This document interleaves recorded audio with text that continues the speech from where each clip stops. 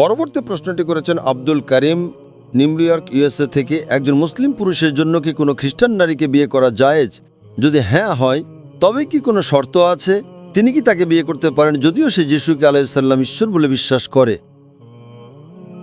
এটি একটি অত্যন্ত গুরুত্বপূর্ণ প্রশ্ন যা নিউ ইয়র্ক, ইউএসএ থেকে ভাই আব্দুল করিম করেছেন। প্রশ্নটা হলো, একজন মুসলিম পুরুষের জন্য কোনো খ্রিস্টান মেয়ে বা আহলে কিতাবের কোনো মেয়েকে বিয়ে করা জায়েজ কি না, কোনো শর্ত আছে কি না, তিনি কি তাকে বিয়ে করতে পারেন যদি সে বিশ্বাস করে যিশু ঈশ্বর? একজন মুসলিম পুরুষের কোনো খ্রিস্টান মেয়েকে বিয়ে করার বিষয়ে আল্লাহ পবিত্র কোরআনে সূরা মাইদা 5 নম্বর অধ্যায়ে 5 নম্বর আয়াতে স্পষ্টভাবে উল্লেখ করেছেন যে তোমাদের জন্য হালাল করা হয়েছে যা কিছু ভালো ও পবিত্র, তোমাদের জন্য হালাল করা হয়েছে আহলে কিতাবদের খাদ্য, এবং তোমাদের জন্য বিয়েতে হালাল করা হয়েছে সতী সাধ্বী মুমিন নারী, মুহসানাত বা সতী মুমিন নারী, এবং আহলে কিতাবদের মধ্য থেকে সতী সাধ্বী নারী।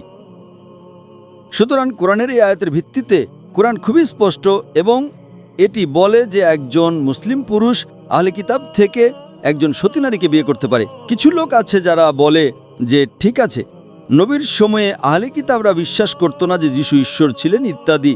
যারা এই কথা বলে তারা ভুল বলছে। তারা জানে না যে কোরআন স্পষ্টভাবে উল্লেখ করেছে যে আহলে কিতাব খ্রিস্টানরা সূরা মাইদা অধ্যায় 5 আয়াত 72 বিশ্বাস করত যিশু ঈশ্বর। তারা কুফরি করত এই বলে যে তারা তৃত্ববাদে বিশ্বাস করত, সূরা মাইদা অধ্যায় 5 আয়াত 73, এবং আমি পরে এটিতেও আসব। তবে অধিকাংশ আলেম তাদের সবাই বলেন যে এটি জায়েজ যতক্ষণ পর্যন্ত সে সতী হয়। সেখানে একটা মানদণ্ড আছে, শর্ত আরোপ করা হয়েছে যে আহলে কিতাব থেকে আপনি কোন নারীকে বিয়ে করতে পারবেন, এবং কোরআন সূরা মাইদা অধ্যায় 5 আয়াত 5 প্রতিটি অভিব্যক্তি বলে যে আপনি মুমিনদের মধ্য থেকে সতী নারীকে বিয়ে করবেন, এবং আহলে কিতাব থেকে মুহসানাত বা সতী নারীকে বিয়ে করতে পারেন। শর্ত হলো তাকে সতী হতে হবে। এখন এই শর্তের ভিত্তিতে আপনি সতী নারীর কাছে ন্যূনতম যা আশা করতে পারেন, সতী হায়ের জন্য, মুহসানাত হওয়ার জন্য বিভিন্ন শর্ত রয়েছে। ন্যূনতম সর্বনিম্ন শর্ত হলো তাকে কুমারী হতে হবে। এবং আজও আমরা দেখতে পাই, যেহেতু প্রশ্নটা ইউএসএ, নিউ ইয়র্ক থেকে করা হয়েছে, আজ আমরা জানি যে পশ্চিমা দেশগুলোর পরিসংখ্যান অনুযায়ী তারা বলে যে স্কুলের 90% মেয়ে তাদের কুমারিত্ব হারায়। অন্যান্য পরিসংখ্যানে বলা হবে মেয়েটি কলেজ, বিশ্ববিদ্যালয় পার করার সময় 95% কুমারিত্ব হারায়।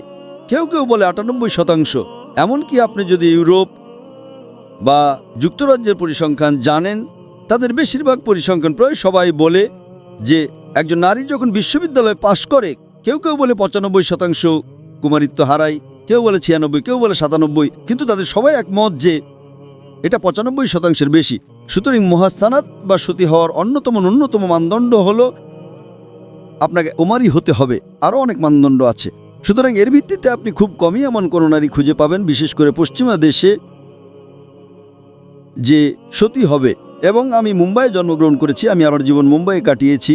মুম্বাই থেকে আমার মেডিকেল কলেজ পাশ করেছি, এবং আমার মনে আছে যে আমি মেডিকেল কলেজ পাশ করার পরে একবিংশ শতাব্দীর শুরুতে 2002 সালে বা 2001 সালে মুম্বাইতে একটা এইডস সম্মেলন হয়েছিল, এবং সেই সম্মেলনের পরিসংখ্যান অনুযায়ী আমাদের বলা হয়েছিল যে মুম্বাইতে গড়ে 70% মেয়ে তাদের 10ম শ্রেণী পাশ করার আগেই কুমারিত্ব হারায়। এবং এটা আমার কাছে মর্মান্তিক ছিল।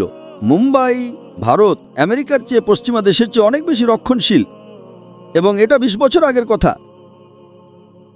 সুতরাং আজ আমরা জানতে পারছি যে এই একবিংশ শতাব্দীতে একজন নারীর পক্ষে সতী থাকা খুবই কঠিন, বিশেষ করে পশ্চিমা দেশগুলোতে, এবং এখন এটা প্রাচ্য দেশগুলোতে আসছে। এবং আলেমরা তাদের বেশিরভাগই নিরুৎসাহিত করেন, যদিও এটা জায়েজ, কিন্তু তারা বলেছেন যে তাদের সতী হতে হবে। তো আপনি আহলে কিতাব থেকে সতী নারী, একজন সতী খ্রিস্টান নারী কোথায় পাবেন? এবং এমনকি যদি বিয়ে করেন, আমরা দেখতে পাই যে সমস্যাগুলো এরপর অভূতপূর্ব। মুসলিম পুরুষ কোনো খ্রিস্টান বা ইহুদি মেয়েকে বিয়ে করার পর বিয়ে সফল না হওয়ার সম্ভাবনা অনেক বেশি।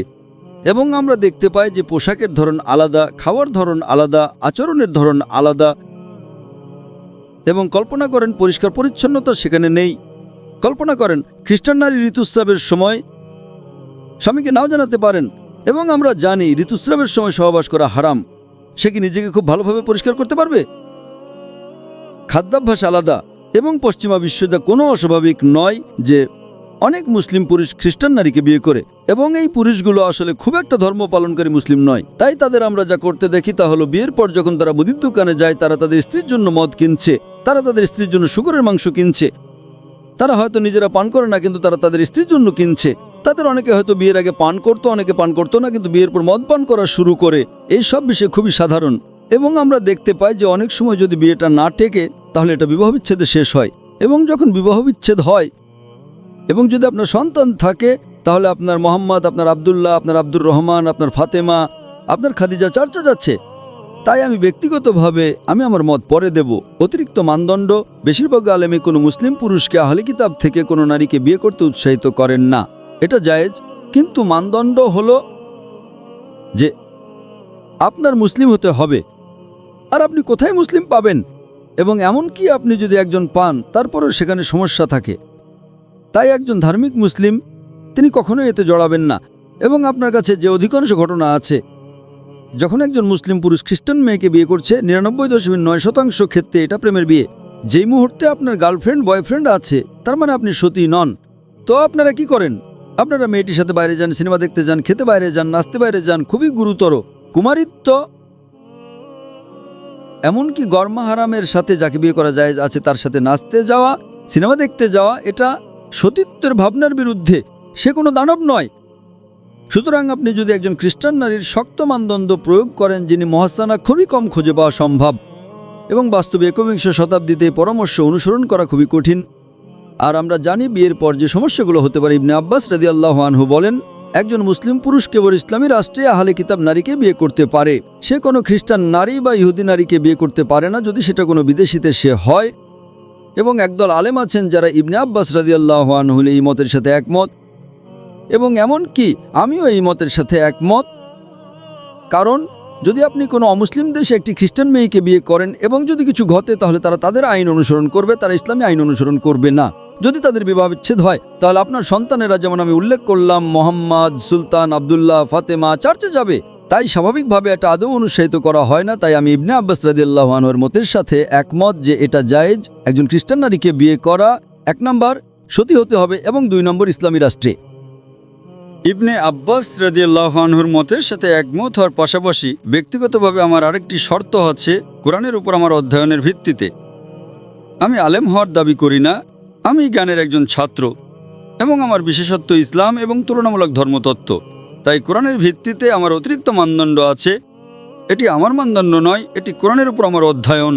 যেমন আমি আগে উল্লেখ করেছি, সূরা মাইদার শুরুতে আল্লাহ সূরা মাইদা 5 নম্বর অধ্যায়ের 5 নম্বর আয়াতে খুব স্পষ্ট যে তোমাদের জন্য হালাল করা হয়েছে যা কিছু ভালো ও পবিত্র, তোমাদের জন্য হালাল আহলে কিতাবধারীদের খাদ্য। এবং আয়াতটি চলতে থাকে, তোমাদের জন্য বিয়েতে হালাল করা হয়েছে মুমিন সতী নারীদের এবং আহলে কিতাব থেকে সতী নারীদের। এই আয়াতটি আছে। কিন্তু পবিত্র কোরআনের সূরা বাকারার 2 নম্বর অধ্যায়ের 221 নম্বর আয়াতে আরেকটি আয়াত আছে যা বলে যে কোনো অবিশ্বাসী নারীকে বিয়ে করো না। কোনো মুশরিকাকে, একজন মূর্তিপূজক যে নারী শিরক করে, তাকে বিয়ে করো না যতক্ষণ না সে বিশ্বাস স্থাপন করে।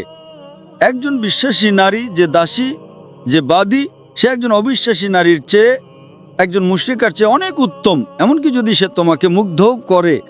তার মানে কোরআন সূরা বাকারা অধ্যায় 2 আয়াত 221 খুবই স্পষ্ট যে একজন মুসলিম কেবল একজন মুমিনাকে বিয়ে করতে পারে। একজন মুসলিম কোনো মুশরিককে বিয়ে করতে পারে না, অমুসলিমকে বিয়ে করতে পারে না যতক্ষণ না সে মুসলিম হয়। একজন মুসলিম নারী যে দাসী, একজন বাদী, সে একজন মুশরিকার চেয়ে, একজন অবিশ্বাসী নারীর চেয়ে অনেক উত্তম, এমনকি যদি সে তোমাকে মুগ্ধও করে। সে বিশ্বের সবচেয়ে ধনী নারী হতে পারে, সে বিশ্বের সবচেয়ে সুন্দরী নারী হতে পারে, সে খুবই আকর্ষণীয় হতে পারে, কিন্তু একজন বিশ্বাসী নারী যে দাসী, যে বাদী, সে একজন মুসলিম পুরুষের জন্য একজন অবিশ্বাসী নারী, একজন অমুসলিম নারীর চেয়ে অনেক উত্তম। এটা খুবই স্পষ্ট। তার মানে আপনি কোনো হিন্দুকে বিয়ে করতে পারবেন না, কিন্তু কোরআনে সূরা মাইদা অধ্যায় 5 আয়াত 5 ব্যতিক্রম আছে যে আপনি আহলে কিতাব থেকে সতী নারীকে বিয়ে করতে পারেন। কোরআন সূরা মাইদা অধ্যায় 5 আয়াত 72 খুবই স্পষ্ট। তারা কুফরি করছে, তারা ব্লাসফেমি করছে, যারা বলে যে আল্লাহ মরিয়ম তনি মুসি। তার মানে কোরআন সূরা মাইদা অধ্যায় 5 আয়াত 72 খুবই স্পষ্ট যে খ্রিস্টানরা বলে আল্লাহ যিশু মরিয়ম তনি মুসি, এবং আয়াতটি চলতে থাকে। যারা বলে আল্লাহ যিশু খ্রিস্ট মরিয়মের পুত্র, কিন্তু মসিহ বলেছিলেন, হে বনি ইসরাইল বা ইসরায়েল সন্তানরা, আল্লাহর ইবাদত করো যিনি আমার রব এবং তোমাদের রব। নিশ্চয়ই বনি ইসরায়েলের কেউ যদি আল্লাহর সাথে শরিক করে তাহলে তার জন্য জান্নাত হারাম এবং আগুন হবে তার বাসস্থান, এবং পরকালে তার কোনো সাহায্যকারী থাকবে না। তাহলে এটাই ছিল যীশুখ্রিস্টের বার্তা, যা পবিত্র কোরআনে রূপান্তরিত হয়েছে। কিন্তু আল্লাহ আরো বলেন যে এই খ্রিস্টানরা বলে যে আল্লাহ যিশু মরিয়মের পুত্র। আল্লাহ আরো বলেন সূরা মায়েদা অধ্যায় ৫ আয়াত ৭৩, যারা বলে আল্লাহ তিনের মধ্যে এক, আল্লাহ তৃতীয়। তাহলে এখানে কোরআন বলে যে খ্রিস্টানরা কুফরি করছে এটা বলে যে যীশুখ্রিস্ট আলাইহিস সালাম সর্বশক্তিমান ঈশ্বর, তারা তৃতীয়বাদে বিশ্বাস করে।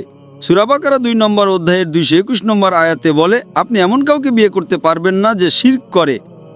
দুঃখিত, সূরা মায়েদা অধ্যায় ৫ আয়াত ৫-এ বলে আপনি আহলে কিতাব থেকে সতী নারীকে বিয়ে করতে পারেন। সুতরাং এই সব আয়াতগুলো একসাথে রাখলে মনে হয় একটা স্পষ্ট সবিরোধিতা আছে। যদি আল্লাহ কোরআনে খুবই স্পষ্ট হন যে তারা কুফরি করে, তারা শিরক করে, এবং কোরআন বলে একজন পুরুষ মুশরিকাকে বিয়ে করতে পারে না, তাহলে সূরা মাইদা কি করে বলল আপনি আহলে কিতাবকে বিয়ে করতে পারেন? মনে হয় একটা সবিরোধিতা আছে। এবং আল্লাহ কোরআনের সূরা নিসা অধ্যায় ৪-এ বলেন যে তারা কি কোরআন নিয়ে গভীরভাবে চিন্তা করে না, তারা কি কোরআন নিয়ে যত্ন সহকারে ভাবে না? যদি এটা আল্লাহ ছাড়া অন্য কারো কাছ থেকে হতো তাহলে তো অনেক সবিরোধিতা থাকতো, তাহলে কোনো সবিরোধিতা থাকতে পারে না। তাই আলহামদুলিল্লাহ, যেহেতু আমি তুলনামূলক ধর্মতত্ত্বের ক্ষেত্রে আছি, কোরআনের একটি আয়াত আছে যাই প্রশ্নের উত্তর দেয়। আল্লাহ কোরআনে সূরা আলে ইমরান অধ্যায় ৩ আয়াত ১১০-এ বলেন, যেটা একটা অত্যন্ত প্রসিদ্ধ আয়াত। আল্লাহ বলেন, হে মুসলিমরা, তোমরাই হলে সর্বোত্তম জাতি যা মানব জাতির জন্য আবির্ভূত হয়েছে, কারণ আমরা সৎ কাজের আদেশ দেই এবং অসৎ কাজ থেকে নিষেধ করি এবং আল্লাহর প্রতি বিশ্বাস রাখি। তাহলে কোরআনের এই আয়াতটা একটা অত্যন্ত গুরুত্বপূর্ণ আয়াত, যেখানে বলা হয়েছে যে মুসলিম উম্মাহ মানব জাতির জন্য আবির্ভূত সর্বোত্তম জাতি, এবং কারণটা হচ্ছে আমরা সৎ কাজের আদেশ দেই এবং অসৎ কাজ থেকে নিষেধ করি এবং আমরা আল্লাহর প্রতি বিশ্বাস রাখি। এটা একটা অত্যন্ত প্রসিদ্ধ আয়াত, কিন্তু এটা সম্পূর্ণ আয়াত নয়, এটা অর্ধেক আয়াত। আয়াতটি চলতে থাকে, যদি আহলে কিতাবরা ঈমান আনতো, বিশ্বাস করত, তাহলে তাদের জন্য ভালো হতো। তাদের মধ্যে কিছু আছে যারা বিশ্বাসী, কিন্তু তাদের বেশিরভাগই পথভ্রষ্ট ফাসিক। তাহলে এখানে সূরা ইমরান অধ্যায় ৩ আয়াত ১১০-এ আল্লাহ বলছেন যে আহলে কিতাবদের মধ্যে কিছু আছে যারা মুমিন, তার মানে তারা বিশ্বাসী, তার মানে তারা বিশ্বাস করে না যে যিশু ঈশ্বর, তারা তৃতীয়বাদে বিশ্বাস করে না। তাহলে আপনি কেবল তাদের বিয়ে করতে পারবেন, সতীদের। এটা কোরআনের সূরা বাকারার ২ নম্বর অধ্যায়ের ২২১ নম্বর আয়াতের সাথে সাংঘর্ষিক হবে না। তাই আমার মতে, আমার বিনম্র অধ্যয়নে, আমি আলেম হওয়ার দাবি করি না, অতিরিক্ত মানদণ্ড হচ্ছে নারীটা সতী হওয়ার পাশাপাশি, এবং এটা একটা ইসলামী রাষ্ট্রে হওয়ার পাশাপাশি তৃতীয় মানদণ্ড হচ্ছে তাকে বিশ্বাসী হতে হবে, তাকে মুমিন হতে হবে। তার মানে তার বিশ্বাস করা উচিত না যে যিশু ঈশ্বর, তারা তৃতীয়বাদে বিশ্বাস করে না। এবং নবীর সময় এমন লোক ছিল, উদাহরণ হলো ওয়ারাকা বিন নৌফেল, যিনি খাদিজা রাদিয়াল্লাহু আনহার চাচাতো ভাই ছিলেন এবং তিনি একজন খ্রিস্টান ছিলেন, কিন্তু তিনি তখন মুমিন ছিলেন। তারপর দেখবেন যে খুব কম সাহাবী, আমি বলছি জায়েজ তা না, কিন্তু মানদণ্ড আছে যে আহলে কিতাব নারী, খ্রিস্টান বা ইহুদি নারী মুহসানা হওয়া উচিত, সতী হওয়া উচিত, একটা ইসলামী রাষ্ট্রে হওয়া উচিত এবং মুমিন হওয়া উচিত, তার শিরক করা উচিত না। এই কারণে খুব কম সাহাবী, আমি মনে করি উসমান রাদিয়াল্লাহু আনহু আল্লাহ তার উপর সন্তুষ্ট হন, হুযায়ফা রাদিয়াল্লাহু আনহু আল্লাহ তার উপর সন্তুষ্ট হন, খুব কম সাহাবী ছিলেন যাদের আহলে কিতাব থেকে স্ত্রী ছিল। কিন্তু মুসলিমদের প্রতি আমার পরামর্শ, বিশেষ করে পশ্চিমা দেশগুলোতে, এই আয়াতের অন্যায্য সুবিধা নেবেন না এবং মনে করবেন না যে এটা ঠিক আছে। এই আয়াতটি অত্যন্ত স্পষ্ট যে তাকে মুহসানাত হতে হবে, সতী নারী পাওয়া অত্যন্ত কঠিন। এবং যদি আপনি ইবনে আব্বাসের শর্ত প্রয়োগ করেন যেটা একটা ইসলামী রাষ্ট্র হওয়া উচিত, তাহলে স্বাভাবিকভাবে প্রশ্নটা নিউ ইয়র্ক থেকে, পশ্চিমা দেশ থেকে। আমি পুরোপুরি দ্বিমত পোষণ করব যে একজন মুসলিম পুরুষের আহলে কিতাব থেকে একজন নারীকে বিয়ে করা উচিত, বিশেষ করে পশ্চিমা দেশে। এমনকি ইসলামী রাষ্ট্রেও তাকে মুহসানাত হতে হবে এবং তাকে একজন বিশ্বাসী হতে হবে, তাকে মুমিন হতে হবে। এবং আমরা যা দেখছি যে এই বিয়েগুলোর বেশিরভাগই প্রেমের বিয়ে। সে কিভাবে মুহসানাত হতে পারে? ঠিক আছে, যদি আপনি এমন একটা নারীকে খুঁজে পান যে একজন খ্রিস্টান নারী ছিল, যে ইসলাম গ্রহণ করেছে কারণ সে ইসলাম পছন্দ করে, সমস্যা নেই। কেউ যে ইসলাম গ্রহণ করে এবং সে একজন নবমুসলিম, তারপর আপনি বিয়ে করেন, সমস্যা নেই। কিন্তু আপনি তার সাথে প্রেমে পড়লেন, এরপর আপনারা হয়তো কোনো কাজীর কাছে গেলেন এবং নামমাত্র শাহাদাটা পাঠ করলেন, এটা কেবল প্লাস্টিক সার্জারি। আপনার সন্তানরা আপনার মোহাম্মদ, আবদুল্লাহ, ফাতেমা বা খাদিজা চার্চে যাওয়ার সম্ভাবনা অনেক বেশি। আমি পুরোপুরি দ্বিমত পোষণ করি। এবং এই ধরনের মুসলিমরা ধর্মপালনকারী মুসলিম নয়। একজন ধর্মপালনকারী মুসলিম আসলে কোনো খ্রিস্টান মেয়ের প্রেমে পড়বে না। সুতরাং স্বাভাবিকভাবেই, কারণ আপনার দিন দুর্বল এবং তারপর আপনি কোরআনের আয়াত থেকে অজুহাত নেন আর বিয়ে করেন। আমি হারামকে জায়েজ করছি না, আমি বলছি শর্ত আছে এবং এমন কিছু খুঁজে পাওয়া খুবই কঠিন, খুবই কঠিন। তাই মুসলিম যুবক পুরুষ এবং তরুণ ছেলেদের প্রতি আমার পরামর্শ যে কোরআনের এই আয়াতকে ব্যবহার করে দয়া করে খ্রিস্টান নারীকে বিয়ে করতে যাবেন না। বিভিন্ন শর্ত আছে, সেগুলো পূরণ করা প্রায় অসম্ভব এবং অমুসলিম দেশে করা অনেক আলেমদের মধ্যে জায়েজ নয়, এবং আমি তার সাথে একমত। এবং এগুলো কেবল মোহ বা পশ্চিমা দেশে বসবাস করা, আপনি কাজে যান, আপনি স্কুলে যান, তাই এই বিষয়গুলো থেকে আমাদের দূরে থাকা উচিত। যদি আপনি সত্যি একজন রিভার্ট হয়ে ইসলাম গ্রহণ করেছে, একটা নবমুসলিমা পান, এ কারণে নয় যে আপনি প্রেমে পড়েছেন এবং সে ইসলামের নীতিগুলো মেনে চলছে এবং সে দিনে 5 ওয়াক্ত নামাজ পড়ছে এবং একজন ভালো শালীন নারী, তাহলে কোনো সমস্যা নেই। কিন্তু দয়া করে প্রেমে জড়াবেন না এবং তারপর বলবেন না ইসলামে অনুমতি আছে। দয়া করে এটা থেকে দূরে থাকবেন। এটা শুধু আপনার জন্য খারাপ হবে না, পরবর্তী প্রজন্মের জন্য খারাপ হবে। আশা করি উত্তরটা পেয়েছেন।